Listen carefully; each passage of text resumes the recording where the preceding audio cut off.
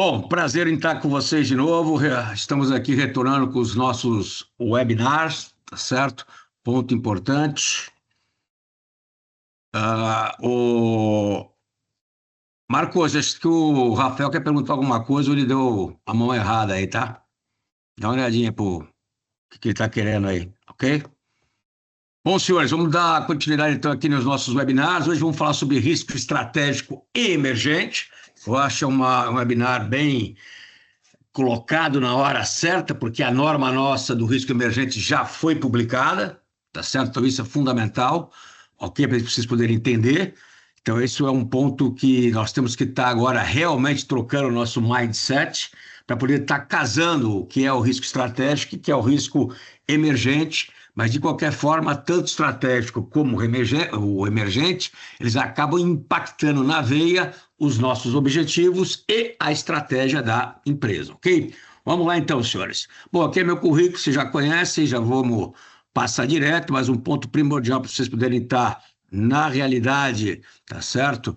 A gente está mais, digamos assim, ligados e mais identificando de maneira clara as novas ferramentas, os novos frameworks e o que está acontecendo no mercado, temos que estar o tempo inteiro trocando muita informação. Então, baseado nisso, qual é o nosso objetivo hoje? É passar para vocês uma visão dos riscos estratégicos versus o risco emergente. Por quê? Porque isso se confunde, tá certo? E aí, na verdade, empresa pública ou privada, nós temos que agregar valor, obrigatoriamente. Valor para quem? Para que a empresa tenha uma resiliência empresarial. Então, um dos grandes objetivos dessa norma que saiu agora, acabou de ser publicada, é que a gente aumente de maneira clara a resiliência da empresa, ou seja, a gente pode ser pego, na verdade, o evento pode ser materializado, mas não pode acontecer o quê? Eu ficar com uma cara de pastel, simplesmente olhando para o horizonte, sem ter o que fazer ou apenas dizer para a alta gestão que ocorreu e que eu não tenho uma resposta estruturada. Então, isso, senhores, não pode acontecer. Vamos bater aqui em alguns conceitos básicos que eu considero primordiais para a gente. Bom, primeiro, quando a gente fala em risco estratégico, eu tenho que estar pensando obrigatoriamente no risco que é negativo.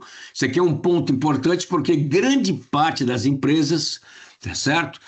Não fazem o risco positivo, a oportunidade. Então, nós temos que fazer oportunidade com a inversão dos nossos critérios, com a inversão do quadrante vermelho do lado esquerdo, que será o quê? Essa oportunidade, essa iniciativa vai ser uma furada ser realizada. Se cair no quadrante verde, nesse caso aqui da oportunidade, eu obrigatoriamente tenho que estar realizando a iniciativa e operacionalizando. Então, senhores, ponto importante, risco estratégico. Segundo o COSO-RM 2017, e as melhores práticas de mercado são aqueles que vão impactar na veia, tanto a estratégia como os nossos objetivos, tá certo? Ou seja, eu vou deixar de estar atingindo os meus objetivos, tá certo? Por quê? Porque irão acontecer determinados eventos, irão acontecer ou serem materializados os riscos, e eu, sem ter uma resposta estruturada, sem estar preparado, eu não consigo alcançar, na verdade, aquilo que foi colocado como o contexto. Hoje, nós estamos vivendo um mundo muito maluco, vocês estão acompanhando isso, em termos de geopolítica, em termos de incerteza, volatilidade, né? Os nossos líderes mundiais aí, todos eles meio ainda confusos, o mundo inteiro hoje está sem, né, uma liderança focada, estruturada como era antes. Então, hoje estamos vivendo um contexto extremamente disruptivo. Então, o que é um contexto disruptivo ou um evento disruptivo? É o quê? É um acontecimento que rompe com o normal, ou seja, o evento que aconteceu, ele vai questionar os nossos modelos e pode transformar a realidade. Exemplo disso, né? O que o Trump fez com o Brasil, né? Taxando a gente, na verdade, os nossos produtos, alguns produtos, não foram todos, em 50%. Isso mexe drasticamente com a nossa realidade. Então, disrupção é um processo que envolve a interrupção do normal. O normal é o nosso status quo, para ficar claro para isso, tá certo? E impacta diretamente no nosso funcionamento do dia a dia. Então, a empresa tem que repensar rapidamente o que vai fazer. Ou seja, ela cria um novo modelo ou forma de fazer, né, a questão disruptiva. Então, tem que dar um jeito de estar raciocinando.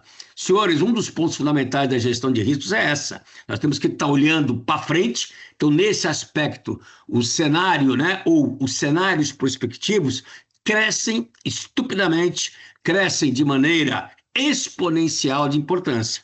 Então, não é só olhar o risco, colocar o nome do risco, nós temos que criar cenários. E aí, a criação de cenários são cenários que possam vir a criar o quê? Uma disrupção na minha empresa. E aí, nós temos um contexto dual. O que vem a ser um contexto dual? Contexto dual é quando a gente considera mais do que uma forma de pensar e agir. Então, eu tenho um modus operandi, eu tenho um status quo, mas eu tenho que pensar no plano B e C obrigatoriamente, né?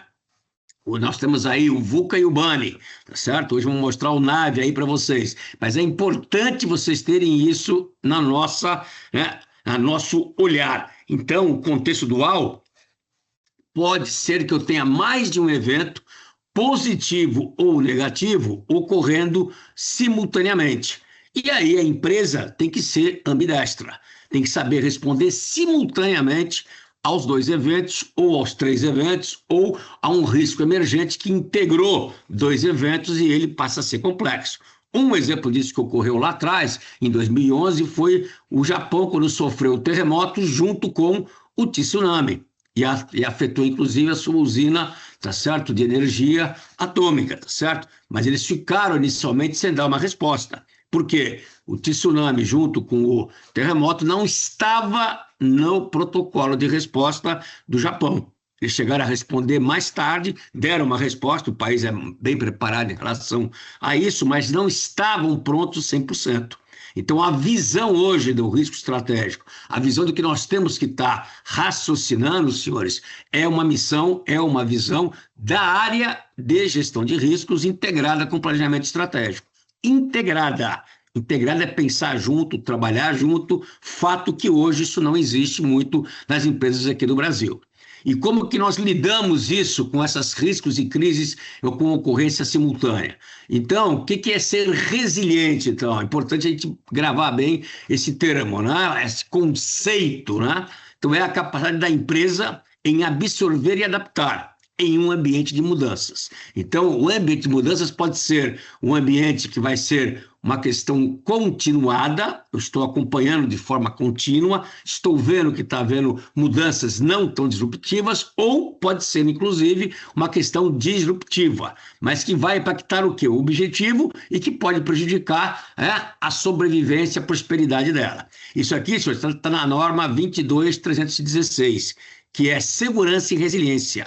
Tá certo? Então, a família 22.000, que é a família da continuidade do negócio, ela mudou. Ela tem o quê? Segurança e resiliência é o nome desta família, tá certo? Então, isso é um ponto fundamental. Aqui tem no princípio e atributo da resiliência organizacional. Então, tem uma norma específica para isso. Como tem uma norma hoje específica para isso, para lidar com o quê? Então, a empresa, ela tem que resistir, absorver e responder. Mas responder de que forma, senhores? De acordo com as características do que vem pela frente. Ou seja, eu já tenho que responder de forma adaptada. O que isso significa para vocês? Eu tenho que antecipar, obrigatoriamente. Então, eu tenho que antecipar, resistir, absorver e responder de forma adaptada. É a famosa, né, o anacrônimo chamado ARARA. Então, isso está na norma que saiu agora, 31.050, 23 lá fora, 25 hoje no Brasil, tá certo? Que ele fala o seguinte: diretrizes para gerenciar risco emergente. Para quê? Para aumentar a resiliência. Então, o foco da norma 30.050 é aumentar a resiliência nossa, aumentar a pancada, e eu tenho que sobreviver a essa pancada obrigatoriamente. Para isso, de novo, né, a resiliência volta, a gente ia falar aqui de novo, estou batendo em vocês em qual sentido? Eu tenho que absorver, recuperar e se adaptar.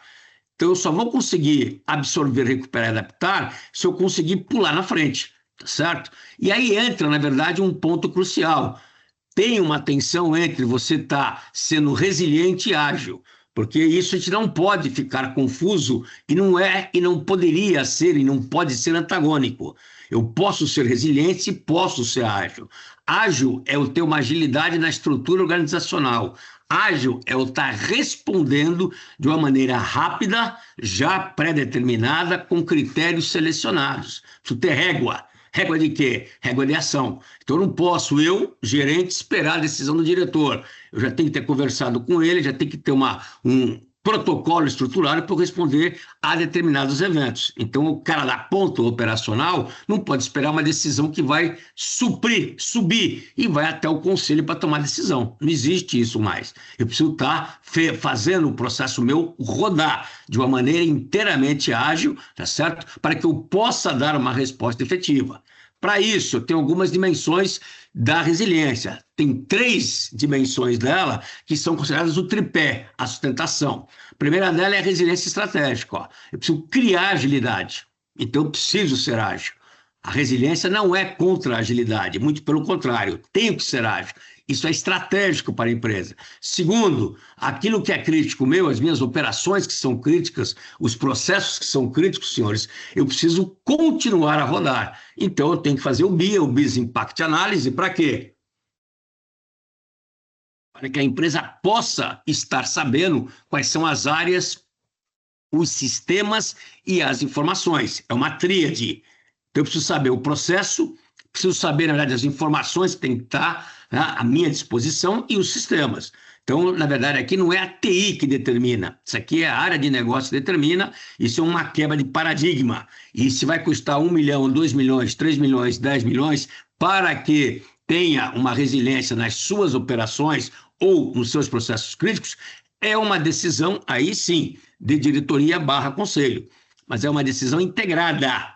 Eles têm que olhar e verificar. Caso não queiram investir 10 milhões para poder ajustar a TI à sua necessidade de dar uma resposta mais ágil, eles estão assumindo o risco. Então tem que ficar claro isso para nós. E eu tenho que ter o quê? Uma agilidade, né? uma resiliência financeira. Então isso aqui é uma tríade. Preciso ser ágil, preciso estar com as minhas operações críticas, né? Funcionando mesmo numa situação extremamente crítica, tá certo? E tenho que continuar a receber o fluxo de caixa meu.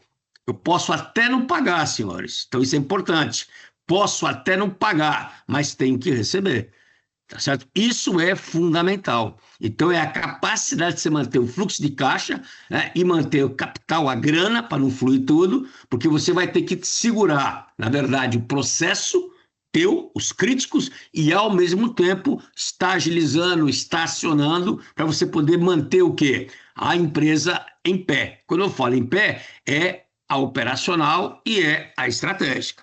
E ele se compõe com outras dimensões.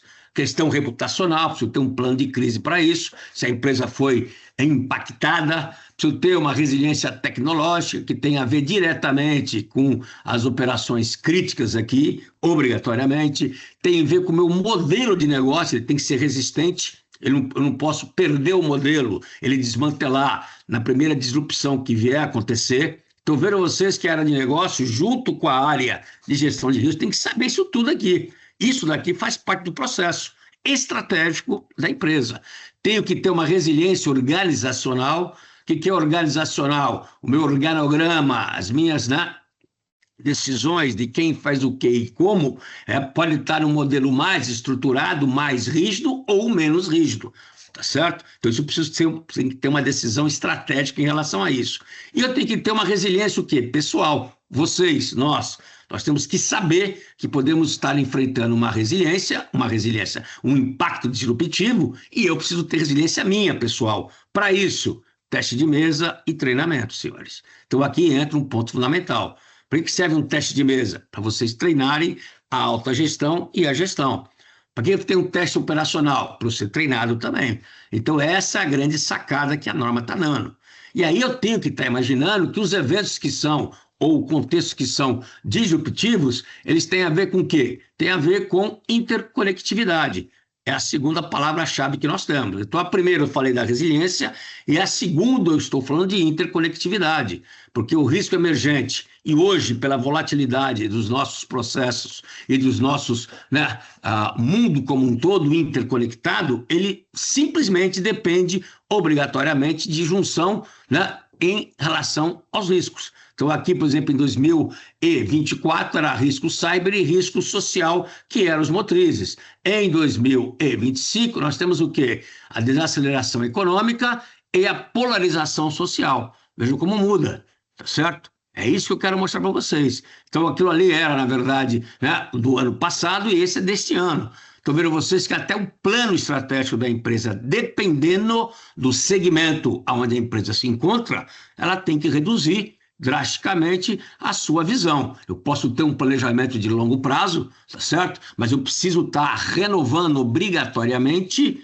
né, no mínimo semestralmente, como que anda as minhas estratégias, os meus indicadores estratégicos e os riscos. Às vezes a gente entra em empresas e eu vejo lá, né, na questão da política da empresa, rever as suas matrizes uma vez ao ano. Não existe isso. Não existe isso. Risco estratégico é online, real time. Online, real time, principalmente hoje, que mexe extremamente volátil. Então, eu não posso perder tempo. Eu não tenho que estar parado para poder ser o quê? Ser pego de surpresa, o pessoal, mas não acompanhou a subida, a descida. Por isso que o indicador-chave de risco, ele é fundamental para a gente poder continuar a verificar, tá certo? Obrigatoriamente. Tenho que estar entendendo, né, os riscos que impactam a estratégia. Um deles é o risco sistêmico. Então, são aqueles que decorrem do enfraquecimento, o colapso, né, de sistemas naturais e humanos. Isso aqui é o conceito da B3, obrigatoriamente. E, para isso, eu preciso estar usando o quê? Usando como ferramenta o impacto cruzado, obrigatoriamente. Então, a interconectividade em riscos que o COSERM 2004 pedia, e a gente não aplicou, a gente que eu falo, o mercado não aplicou, nós temos que estar aplicando agora, senhores. É uma ferramenta obrigatória. Não tem mais como a gente se falar, não vou usar, é mais complicado, é mais trabalhoso, não interessa. Tem que ser usado, pelo menos para os riscos estratégicos que estamos falando, tá certo?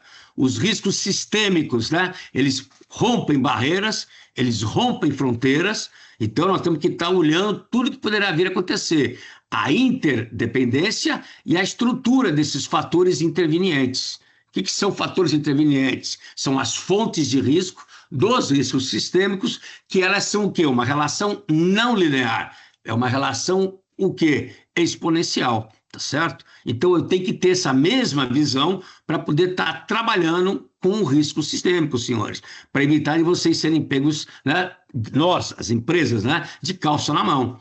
Evento climático, coronavírus ou uma nova pandemia, então tudo isso daí faz parte do processo.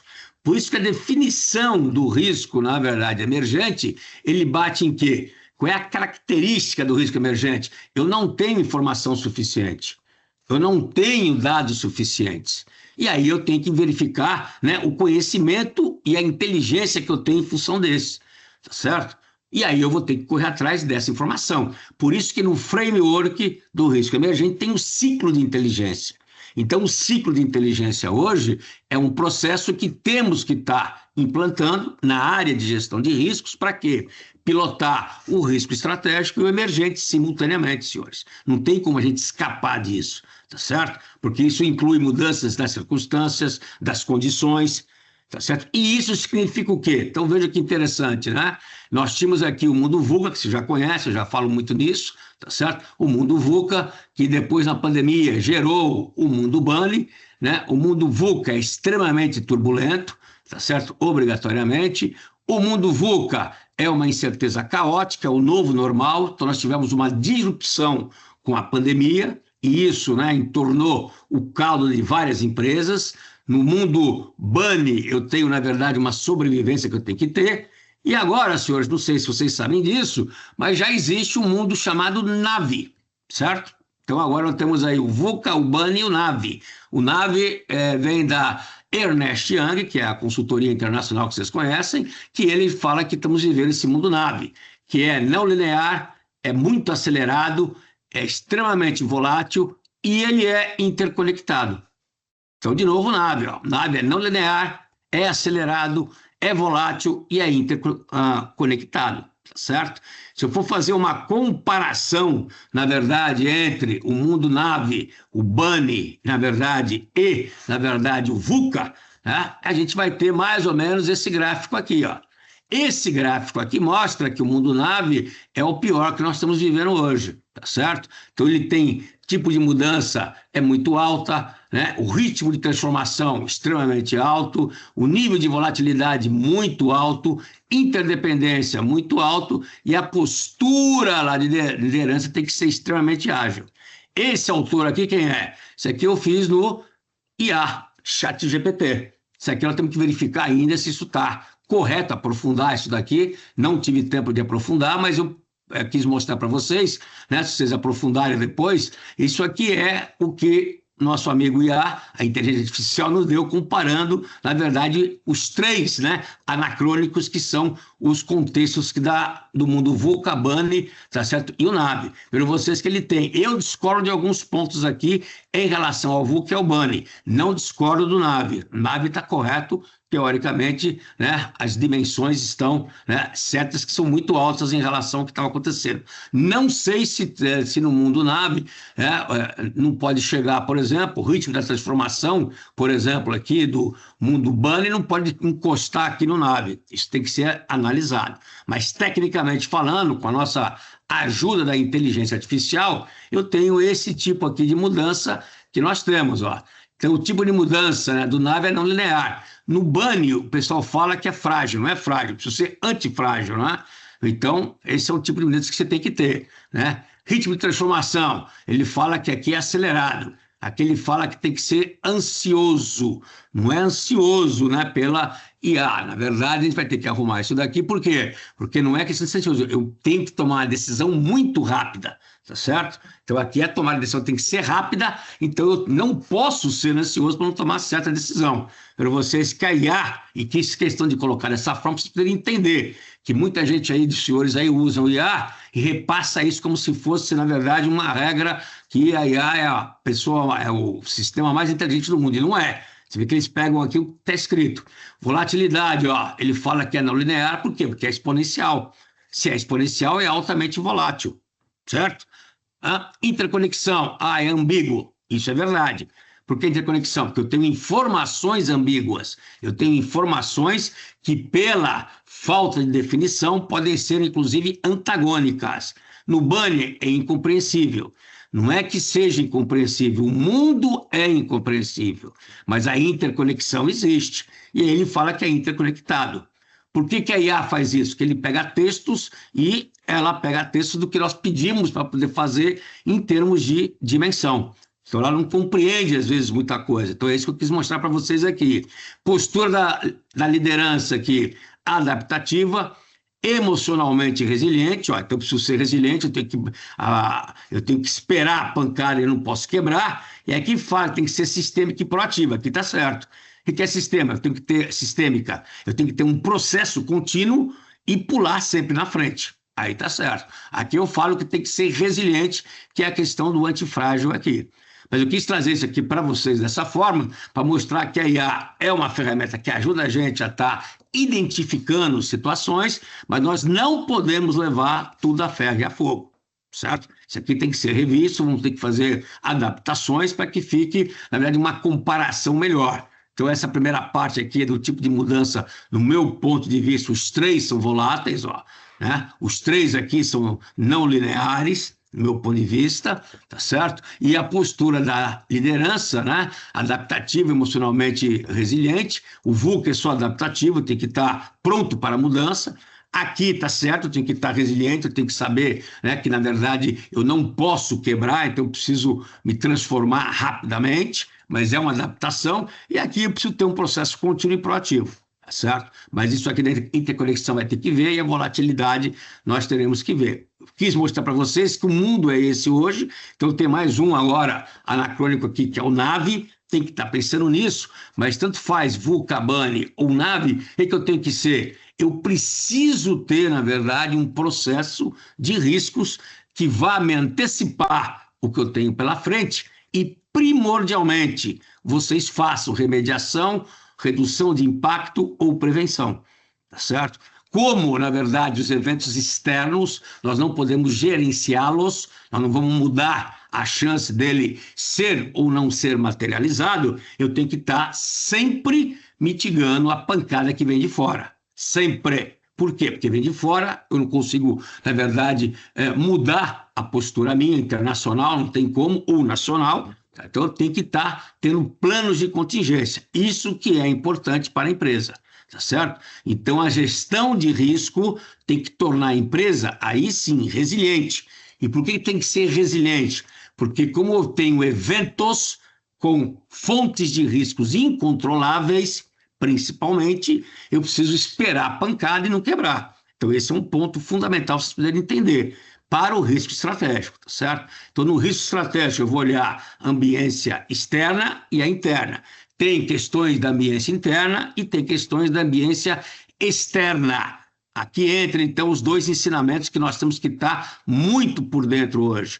É a lógica do cisne negro, Nassim Taleb. Obrigatoriamente, vocês têm que ler esse livro aqui, que é importante para nós.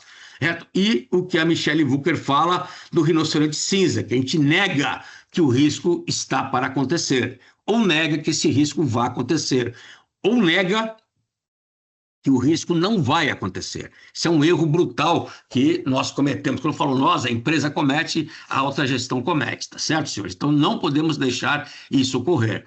O risco emergente, então, pode ser o quê? Riscos que vêm de mudanças reconhecidas nos contextos organizacionais, ou seja, a gente está olhando o contexto, poderá ou poderia ter surgido disso, riscos criados pela inovação, então, tecnologia inovadora, processo inovador, riscos relacionados com novas fontes de risco. Então, preciso estar pilotando as fontes de risco e que eu não tinha pilotado antes, tá certo? Ou surgiu uma fonte de risco nova e riscos decorrentes de processos, produtos ou serviços da minha empresa modificados. Ou seja, vou lançar um novo produto, sou da área financeira, tá certo? Vou lançar um novo produto, sou da área de seguro de saúde, tá certo? Qual é o tipo de risco emergente que pode surgir disso? Então, precisamos estar preparados para isso tudo, tá certo? A gestão de risco, ela concentra-se da emergência do risco, ou seja, quando fala emergência, do que vai surgir, então ele centra-se aonde? No conhecimento. E esse conhecimento vem da onde, senhores? Do ciclo de inteligência. Então é por isso que o ciclo de inteligência, senhores, não tem como escapar. Muita gente, quando eu comentei sobre isso, falou assim, mas não dá para implantar, não tenho gente. Nós temos que montar um processo, diminuto ou não, para que eu faça a interpretação do ciclo de inteligência para tomada de decisão. Se eu não tiver um processo desse estruturado, senhores, eu fico a pé. Isso é fundamental entender este processo. Por isso que eu uso, de novo, esse slide que vocês já conhecem, que nós temos que trocar o nosso mindset. O que é o mindset nosso? A forma de pensar. O modelo da área de riscos, o modelo da gestão de riscos, senhores, tem que se modernizar, obrigatoriamente. Nós temos um modelo hoje, do meu ponto de vista, antigo, antiquado, tá certo? E extremamente estático. Extremamente estático. Por que estático? Porque nós não acompanhamos o risco diuturnamente. A gente não usa, não utilizamos ferramentas que deixam os riscos dinâmicos para a gente poder acompanhar. E isso vocês têm que levar em consideração. Então, o impacto cruzado, teorema de Bayes, está pilotando com indicador-chave de risco em termos de probabilidade, em termos de impacto e em termos do plano de ação. Se eu não tiver isso, senhores, eu tenho uma gestão de riscos completamente antiquada. Aonde eu classifico hoje que as empresas estão num patamar, né, mais baixo do que poderíamos estar no outro patamar. Por quê? Para a gente poder enxergar isso que vem pela frente, ó. Então, isso daqui eu já passei e passo em vários nas nossas apresentações. Por quê? Porque isso daqui, na realidade, é o que nós temos que estar verificando. O que pode acontecer? O que vai acontecer? Então, são megas tendências, são vetores estratégicos.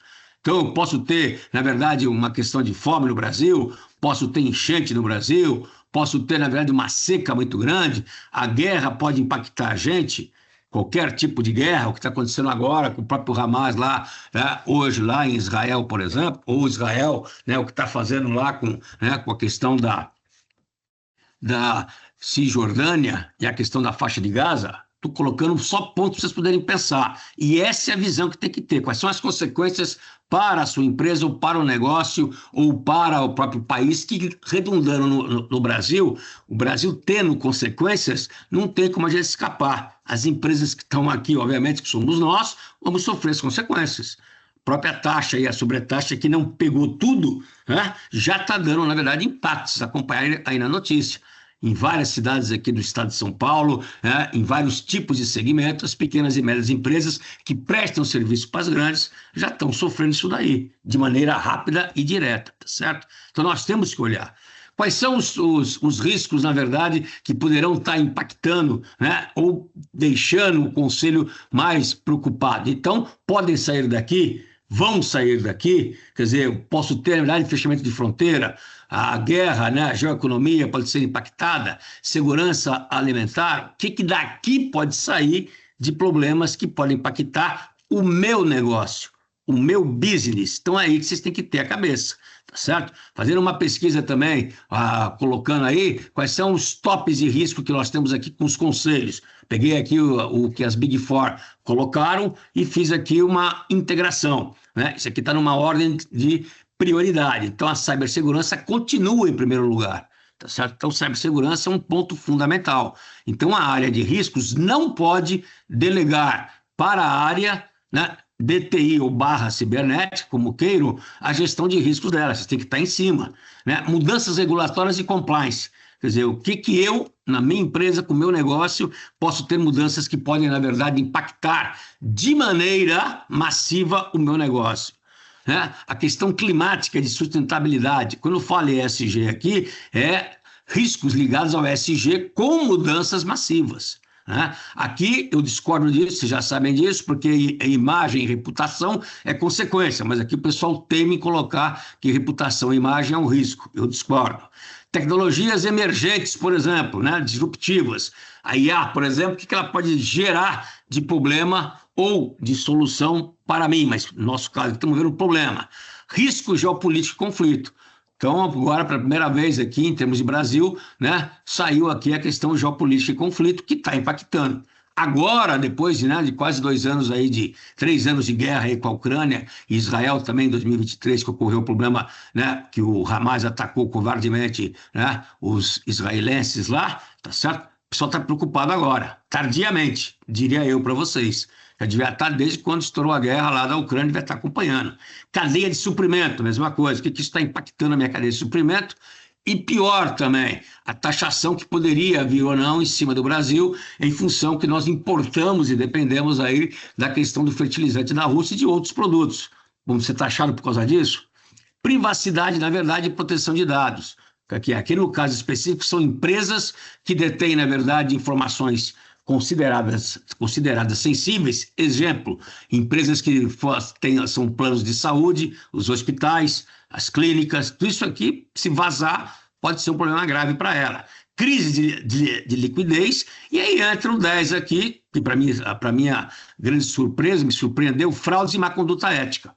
Por quê? Quando começa a estar apertando, na verdade, o ambiente empresarial, né, existem as condutas que são retiradas ou saídas aí, né, pela tangente. Então é isso que temos que estar olhando tecnicamente falando. Se eu colocar no 20 também, ó, então teve transformação digital mal executada, talento estratégico e escassez de competências, é uma preocupação. Isso também, no meu ponto de vista, poderia estar entre os 10 ali, tá certo? Entra a desinformação e manipulação da opinião, que aí é uma questão, né, dos fake news aí que tem, de fora, tá certo? Questão de terceiros e parceiros críticos que acabam não cumprindo ou impactam neles. A questão, né, da instabilidade macroeconômica, da inflação, também em 15º. Isso aqui eu considero que deveria estar entre os 10 também, na minha opinião, tá certo? Litígios e ações judiciais, inovação tardia, tá certo? Governança fraca, desigualdade e risco social. Por exemplo, isso aqui pega e bate na veia de qual tipo de risco que hoje perturba toda a população brasileira. Segurança pública, senhores. E depois entra desastres naturais e pandemias, especificamente falando. Estão vendo vocês, isso aqui é uma listagem, né? Fiz um casamento aqui entre as principais pesquisas que vocês conhecem também, para vocês só ficarem ligados que isso daqui, tanto os 10 como, na verdade, os 20 integrados, vocês têm que ter uma forma de estar pilotando isso e verificando se na sua empresa, se no seu negócio, o conselho de administração está preocupado com isso. E aí vem um ponto fundamental, quais são as normas que eu tenho que estar utilizando, brasileiro? Então, para mim, não mudou praticamente nada. Teve só a integração da 31.050. Preciso usar, assim, o framework da 31.000. Quando a gente fala usar 31.000, não é usar... Às vezes a empresa coloca, não, eu vou usar só 31.000. Não existe isso. Eu tenho que pegar os conceitos dela, pegar os princípios dela e colocar para a prática. Que eu vou usar obrigatoriamente a 31.000, vou ter que usar os princípios do COSE e CIF, que é de controle interno, obrigatoriamente é muito bom, e tenho que usar, senhores, não tem como escapar da URM 2017. Então, quando a gente fala e apresenta isso daqui, eu tenho que usar isso aqui integrado. Eu tenho que usar isso aqui de uma maneira sistêmica, harmônica. Eu tenho que pegar os melhores de cada melhor prática que eu tenho e utilizar. E, principalmente agora, senhores, não tem como a gente escapar, eu tenho que utilizar a 31.050. Aonde ela casa o quê? Um ciclo de inteligência. Esse ciclo de inteligência, ela tirou da onde? Né? Da informação estratégica e do ciclo de inovação, então ela tirou da norma 56.000. Temos que implementar isso daqui e joga isso daqui para gestão de riscos. Não tenho como escapar, tá certo? Não tenho como sair daqui. É isso que eu tenho que fazer. Isso, para mim, passa a ser um framework hoje para a área estratégica básica. Eu tenho que trabalhar com um ciclo de inteligência, que é a coleta da informação. Mas não é só a coleta, né? Eu preciso ter um processo estruturado. Eu preciso estar fazendo o quê aqui? Monitorando os vários ambientes, obrigatoriamente. Se eu não tiver isso aqui, eu faço hoje, vou ver daqui a um ano, dancei. Daqui a 6 meses, dancei. E aqui dentro dessa gestão de riscos, tenho que usar o que está aqui, que é o impacto cruzado. Eu não tenho como não usar mais. Eu preciso usar, certo? Agora, se eu fosse pouco mais rígido com o processo que tem que ser usado, o que eu faria aqui, então? Eu vou trabalhar com o ciclo de inteligência, obrigatoriamente. Desse ciclo de inteligência, eu posso tirar cenários prospectivos. Então, eu tenho que trabalhar inteligência e cenários, né? A saída que eu vou dar aqui são cenários que eu vou ter, tá certo? Esses cenários, obrigatoriamente, ele vai para onde? Ele vai para a gestão de riscos, para fazer uma análise, probabilidade e impacto. Probabilidade e impacto. Então, aqui eu aprofundo mais a questão da chance desses eventos virem a acontecer, tendo em vista o quê? Tendo em vista N variáveis que estão aqui compostas. Então, senhores, a inteligência vai fornecer subsídios, vocês montarem cenários. Esses cenários podem ser cenários prospectivos disruptivos ou que vão impactar o quê? Impactar os seus objetivos e suas estratégias e acompanhar os riscos emergentes, obrigatoriamente. Eu não tenho como escapar disso. Para quê? Para eu ter uma saída de produtos que eu possa estar pilotando. Então, eu preciso saber aqui, na verdade, quais são as operações críticas, as informações críticas e os sistemas críticos, obrigatoriamente. Preciso ter uma matriz de risco aqui. Essa matriz de risco, eu preciso ter ela de uma maneira priorizada, tá certo? Eu preciso priorizar essa matriz de risco, que não é uma matriz de risco comum. Ela tem que ser fruto do casamento entre riscos e motricidade, tá certo? Isso é peça primordial, senhores. Para quê? E para isso, quer queira, quer não, eu tenho que usar um sistema. No nosso caso, a gente usa Interrisk aqui. Mas vocês têm que usar um sistema para fazer esse caminho aqui. Fazer a planilha, senhores, morreu. Planilha, século passado. Ponham isso na cabeça. Fico impressionado como tem empresa grande ainda que fica na planilha. E ainda o gestor de risco não consegue convencer a gestão que tem que ter um sistema. Tem que trabalhar com o sistema, senhores. Ponto, seja qual for aqui, mas tem que ter um sistema e esse sistema tem que fornecer para vocês o quê? Ferramenta. Tem que fornecer para vocês integração de informações, senhores. Se isso não acontecer, vocês estão a pé. Vocês estão manco. na verdade. Então, o que eu falo com vocês é basicamente o quê? O resultado tem que ter, me dar a condição de eu estar o quê? Mapeei, sei quais são os impactos e eu tenho que verificar como que isso está acontecendo. Ou seja, o processo de monitoramento é um roadmap que tem que estar acontecendo. E não pode ser, de novo, não pode ser algo fixo. Fixo o quê? Vou ver daqui a 2 meses. Não. É acompanhar online, em real time, para poder estar acompanhando como que esses riscos ou esses cenários estão para acontecer e quais são os impactos, se vão ou não mudar. Então, isso é primordial, eu entender o processo. Caso contrário, eu não vou ter condições de fazer arara. Eu não vou ter condições de enxergar o que está aqui na frente. E esse hoje é o principal risco de vocês. Se vocês não usarem ferramental, vocês não estão praticando arara. Se vocês não usarem, na verdade, metodologias novas, vocês não estão fazendo arara. E não fazendo arara, vocês não vão conseguir ser resilientes, senhores. Então, muita empresa vai ficar aqui no D e no C. Não vai ficar no B e no A. Por quê? Porque não está antecipando. Essa é a realidade que eu vejo. Eu, brasileiro, vejo. Ou seja, não adianta a gente querer colocar, não, tenho minha matriz de risco. Vai ver lá, a matriz de risco é estática. Não adianta nada isso daqui, morreu. Morreu.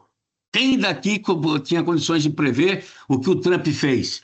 E pior, estava escrito. Ele falou que ia fazer isso daí. Alguém se preparou para isso? Não. Por quê? Porque não acreditou. Ele falou que ia fazer isso. Não é nada secreto. Ele não reinventou a roda.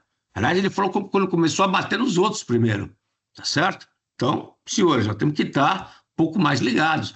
Tem que se usar a matriz de impacto cruzado. Tem que usar a matriz aqui de motricidade. Obrigatoriamente tem que usar. Não tem o que não usar. Pode até usar outra metodologia do teorema de Bayes, que é probabilidades condicionantes, mas vocês têm que usar uma forma de vocês terem condições de enxergar o que um risco influencia no outro. Para quê? Para eu tirar aqui os riscos que são principais. E eu preciso casar o quê? A motricidade versus a criticidade. Eu preciso ter uma priorização frente ao que vem pela frente. Quer dizer, olhando, né, lá na frente, eu preciso saber quais são os riscos que são motrizes. Eles são motrizes críticos? Olhar mais crítico ainda. Ó. Quadrante vermelho, quadrante bordô. Então, eu tenho que olhar. Agora, se eu não fizer isso daí, como é que vocês vão estar olhando? Aí vai dizer que faz o risco, faz um gerenciamento? O gerenciamento de risco, segundo estudos hoje, tá certo? Então, estão falando os estudos que nós estamos ultrapassados se não usarmos metodologias novas e processos novos. Nós vamos ficar para trás, vocês vão ficar para trás. Caso contrário, tem que pular na frente. E aí eu tenho que fazer o quê aqui? Indicadores que eu preciso ter. Preciso saber quais são os meus objetivos estratégicos aqui e tem que saber 2 coisas desses objetivos estratégicos. Qual é o objetivo mais impactado? Então, nesse caso aqui, tem 2 objetivos que são muito impactados. E por que isso é importante? Porque se eu não fizer nada, os meus riscos, os meus cenários, esses objetivos aqui não vão ser o quê? Materializados. Pô, você está dizendo para mim que eu tenho aqui 11 riscos aqui, 12 riscos que vão impactar? E quais são os riscos que mais impactam? Ó? Preciso saber os riscos que mais impactam. Então, os riscos que mais impactam, eles têm que ter uma priorização. Eu preciso casar isso daqui com, na verdade, essa priorização, para saber se bate. Eu preciso ver isso daqui. Se não bater, eu posso até colocar aqui e entender o porquê que, né, um risco que não é motriz, por exemplo, ele é motriz em relação aos riscos, mas é motriz em relação aos objetivos. Preciso analisar isso daí. E tenho que analisar o objetivo que é menos impactado. Aqui somente 2 riscos impactam, na verdade, esse risco aqui. Esse objetivo aqui, desculpe, esse objetivo. Então, é um objetivo importante? Pode até ser. O risco foi levantado errado, porque isso aqui tem que ter uma certa coerência, uma certa lógica, tá certo? Isso daqui é indicador que eu tenho que estar pilotando, senhores, olhando isso claramente. E as empresas não fazem isso. Eu nunca vi na empresa que a gente faz, na verdade, a questão de você verificar objetivos impactados na veia, tá certo? E quais são os riscos mais impactados. Os riscos que mais impactam, desculpe. Riscos que mais impactam, objetivos impactados. Não vi, posso estar enganado. E a outra que nós temos que usar é o apetite a risco. Isso aqui é errado. Eu não posso ter a mesma métrica para todos os riscos. Já falei isso para vocês aqui. Melhor prática, o que, que é? Eu tenho que fazer o meu apetite a risco por tipologia de risco, por categoria de risco. Ó. O correto é fazer isso aqui. Então, eu posso ter tolerância num, posso ter médio no outro, alto, baixo, e tenho que saber aqueles que estão acima do meu apetite. Esse exemplo aqui eu quis dar por quê? Porque aqui ele está na tolerância. Então, ele está no quadrante 4, está lá no vermelho. Mas o meu apetite é alto para ele. Por que, que é alto para ele? Porque é uma questão externa. Eu não posso controlar. Então, se o Brasil tiver um risco político muito baixo, por exemplo, como é que eu posso ficar? Como é que eu posso não aceitar esse risco? O risco político alto ou muito alto. Vou fazer o quê? Fecho a indústria aqui no Brasil? Então, senhores, nós temos que ser coerentes. A coerência é tudo aqui. Então, eu preciso aceitar isso daqui. Se não aceitar isso aqui, eu preciso ter um plano. Que plano que eu vou fazer? Então, é isso que eu tenho que fazer. É isso que eu tenho que estar olhando aqui. Então, senhores, quando eu quis frisar nisso daqui, é bater em que sentido? Então, para poder bater aqui forte, tenho que ter novas metodologias e novas ferramentas. O impacto cruzado é um deles. Matriz de priorização é outra. Preciso priorizar. Não vejo isso acontecer, tá certo? Tenho que ter indicadores dos riscos que eu estou monitorando. Indicadores de quê aqui? Objetivos mais impactados, riscos que mais impactam. Tem que ter isso daqui. E usar o apetite a risco, que quase ninguém usa também. Tem o apetite, tem a declaração às vezes, mas fica para inglês ver. Então, fica para inglês ver, senhores. Isso não pode acontecer. Se nós não dermos uma virada, né, de mesa no sentido de usar novas metodologias, tá certo? Isso daqui, senhores, passa a ser depois passado. Como dizem aqui, os estudiosos estão caindo de boca em cima disso, os processos que nós estamos utilizando exigem que nós sejamos mais agressivos, exige que a gente use mais ferramentas. E não é só usar IA, não, mostrei para vocês aqui. Não é usar IA somente. IA não faz milagre, pelo menos até agora, nesse momento. Ela não faz milagre. E ninguém sabe como que vai ser daqui para frente. Quando eu falo que ninguém sabe o time, o horizonte temporal. Certo? Vai dizer que a IA hoje resolve? Não resolve, ela ajuda. Ajuda. Mas eu preciso de técnicas, tá certo? Aí você pode colocar as técnicas lá dentro da IA e acabou. Mas você tem que ter técnicas, tem que ter metodologia. Se não tiver, senhores, nós vamos fazer um trabalho igual esse daqui, ó. A gente não pode ser responsável de apostar na sorte. E quando eu falo apostar na sorte, senhores, é usar, né, na verdade, o quê? Ferramentas que são, na verdade, consideradas inadequadas ou antiquadas, inadequadas e antiquadas pelo momento que estamos vivendo. Se nós estamos hoje num processo disruptivo, um processo extremamente volátil, não linear, por exemplo, interconectado, preciso usar novas ferramentas, desculpe. E não posso usar planilha. O SAP hoje não é que antigamente eu brincava, era o sistema avançado de planilha. Hoje eu tenho que bater e falar, isso é um risco monstruoso para a empresa, que usa SAP. E pior, tem empresa de TI que não tem sistema. Empresa de TI, que trabalha com TI, desenvolve TI e não tem sistema, pelo amor de Deus, senhores. Pelo amor de Deus, isso é para poder matar. Certo? Então, senhores, aqui, né, fecho o meu webinar agora. Se eu tiver alguma pergunta aqui, eu respondo, se der tempo. Mas a intenção de aceitar o risco não se equivale. Opa, olha aí, fecha aí, por favor. Não se equivale a um desejo irresponsável. Já tem duas perguntas, brasileiras. Fecha aqui. Espera só um pouquinho, Marcos. Não se equivale a um desejo irresponsável de se apostar na sorte. Tudo bem, senhores? Ok? Então, eu encerro aqui meu webinar com vocês. Vou responder a pergunta que está aí. Pode falar, Marcos, por favor. O Fagner perguntou referente a qual o método sugerido para acompanhar e atualizar a matriz de riscos estratégicos em tempo real, principalmente quando considera o envolvimento da alta administração, onde há dificuldades em conseguir agenda em um curto período de tempo. Qual a frequência adequada para avaliação de riscos e fatores de riscos? Então, vamos lá, de novo. Fagner. Não tem uma resposta cravada, é uma semana, 2 semanas. A área de risco tem a obrigação de acompanhar através de indicadores indicadores reais. Então, você tem que ter um processo que você tenha indicadores que esteja acompanhando. Então, exemplo disso, o que o Trump pode fazer mais em relação às taxações que nós estamos vivendo hoje? Pode ter outros impactos, então, para isso, você tem que acompanhar o mercado, tem que acompanhar quais são as perspectivas, tem que ler e pegar, aí você pode usar IA para fazer pesquisa, para saber quais são as possibilidades de ter maior ou menor chance de ter, na verdade, mais taxação, e quando tiver essa mudança, se tiver um sistema online e real-time, você tem que alertar a diretoria, aí não tem agenda, senhores. A agenda tem, a alta gestão tem que estar preocupada com isso. E ela tem que estar acompanhando também em real time.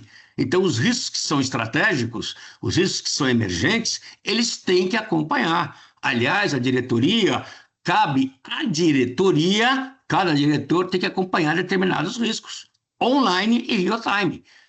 A área de risco vai dar o tom, mas eles têm que estar acompanhando também.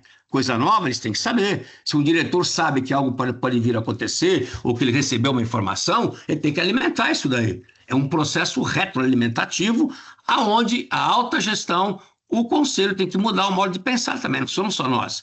Mas nós temos que ser o quê? Os que vão estar impulsionando esta mudança. Se eles não quiserem, eles vão assumir um risco. Risco de quê? Um risco ridículo de não ter agenda. Porra, bicho, ridículo. Tem agenda por um monte de coisa, faz 300 reuniões por mês aí. Muitas das reuniões enxuga gelo. Não vai olhar o risco? Desculpe, tem que olhar. Tem que acompanhar. Quando acontecer, não vai ficar com cara de paisagem, a alta gestão ou você, porque não quis bater neles, não quis colocar, na verdade, que tem que ter pauta de agenda. Aí tem que mudar a forma de estar pilotando. Tem que mudar a forma do conselho também estar olhando. Porque isso impacta na veia, na última linha, né, que tem que ser dada no balanço. Eles têm que entender isso daí. Risco hoje passou a ser uma necessidade estratégica da empresa. Não é mais a coisa bonitinha, etc.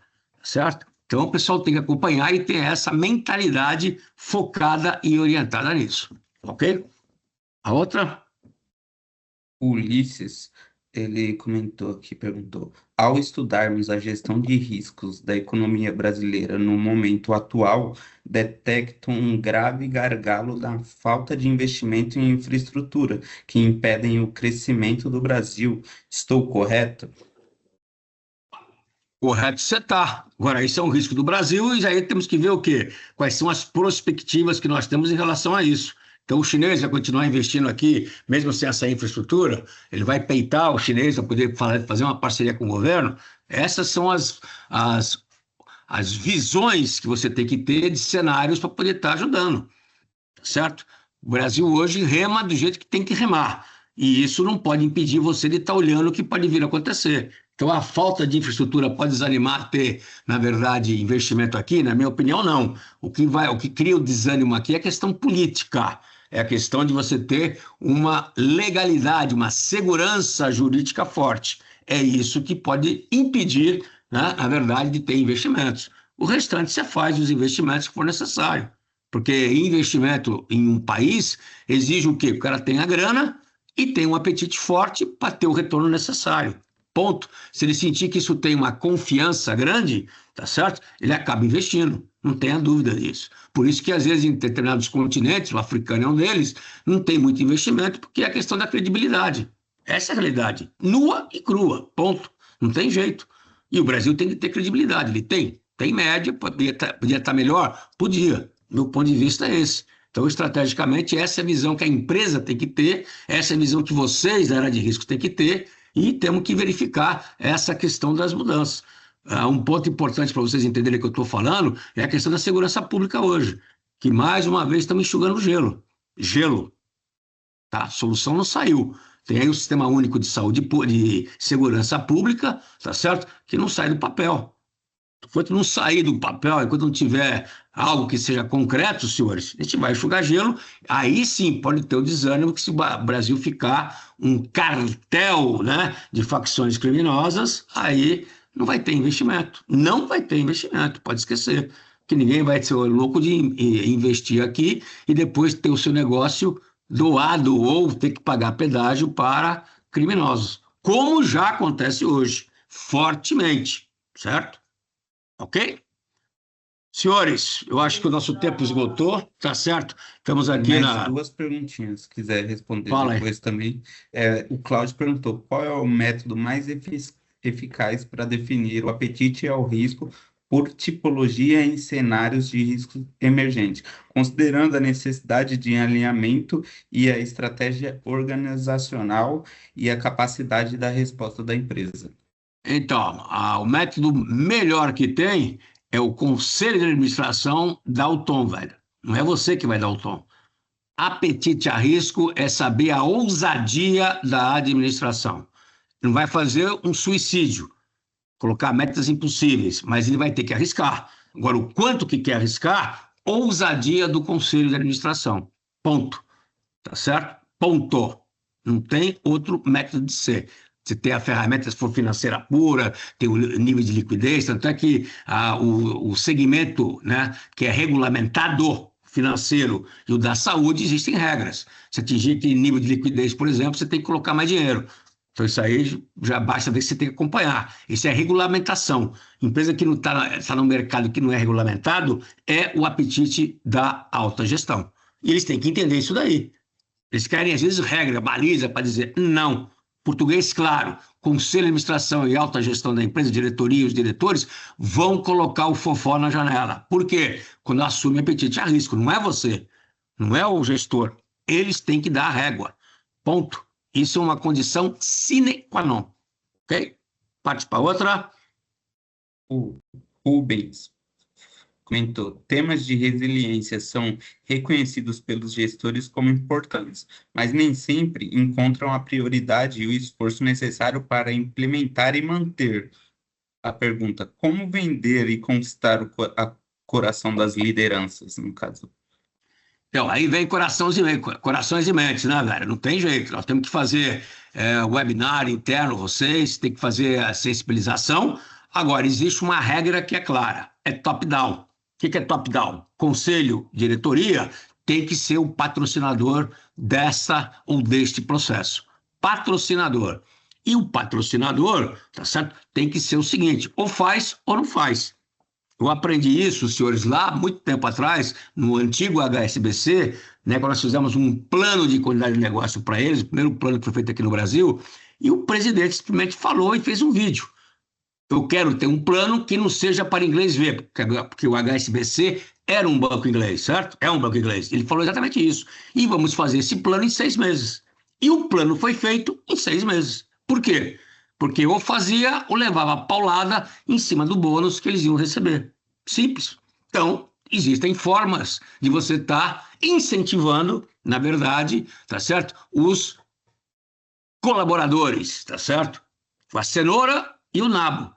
Português, claro, é esse: cenoura e nabo. Tem que trabalhar assim, não tem jeito. Na minha experiência de 35 anos, isso aqui abrindo um parênteses, eu dei uma aula aí para alguns clientes, o pessoal até falou: não pode ser muito rígido, não existe só esse método de estar só com, na verdade, na dor ou no amor. Eu falei, mas é na dor, geralmente é na dor. Na dor que eu faço, tem que ter regra e tem que implantar, não tem jeito.